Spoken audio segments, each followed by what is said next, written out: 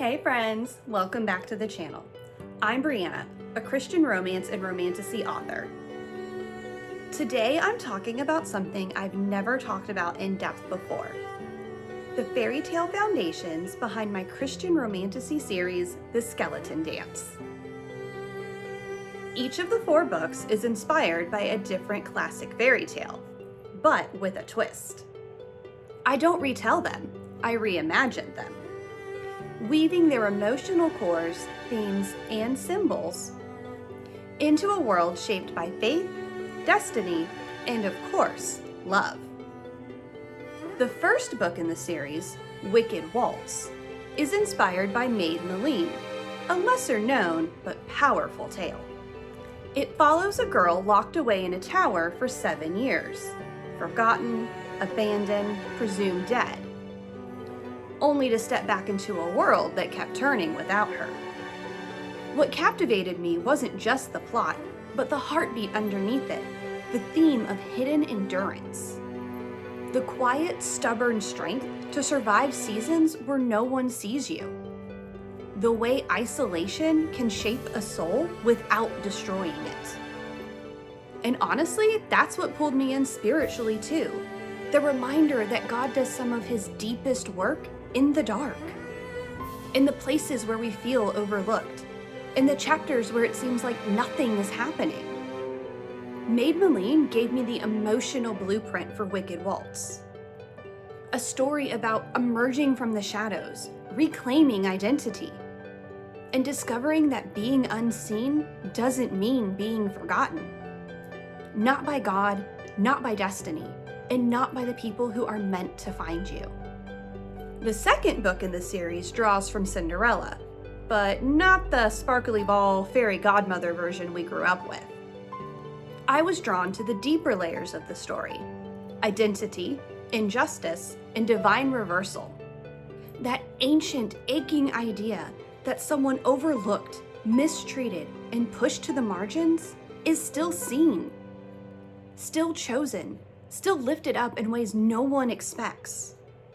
In my world, the Cinderella influence shows up in a heroine who has been diminished by the people around her, a sacred calling that reveals her true identity, a romance built on being fully known, not magically transformed.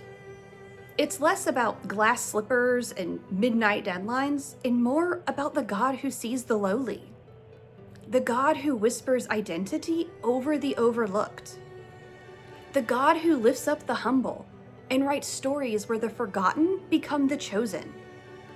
That's the heartbeat behind book 2. A Cinderella retelling where the magic isn't in the makeover, but in the revelation of who she already was all along. Book 3 is inspired by Sleeping Beauty, but again, not the pastel fairy tale version. What drew me in was the deeper symbolism woven through the story. The idea of a life paused, a destiny delayed, a calling wrapped in thorns. That haunting image of a girl suspended between what was and what could be. In my series, that becomes a story of a heroine caught in a kind of emotional and spiritual stasis, held back by forces she doesn't fully understand. There's a sense of waiting, of longing, of feeling the weight of a future she can't quite reach yet. For me, this book is about awakening in every sense of the word. Waking up to identity, waking up to calling, waking up to the parts of ourselves we've let lie dormant because fear or pain or circumstances told us to stay small. It's a story where the thorns aren't just obstacles. They're symbols of the battles we fight on the way to becoming who we're meant to be.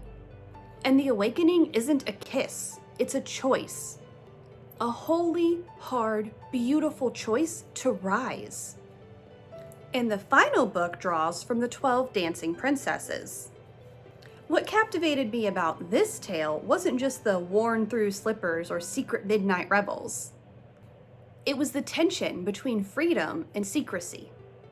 That haunting idea of slipping into another world when everyone else is asleep. dancing through the night in a place no one else can see or understand.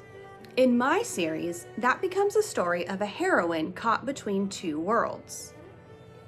The one she was born into, and the one that calls to her in the dark.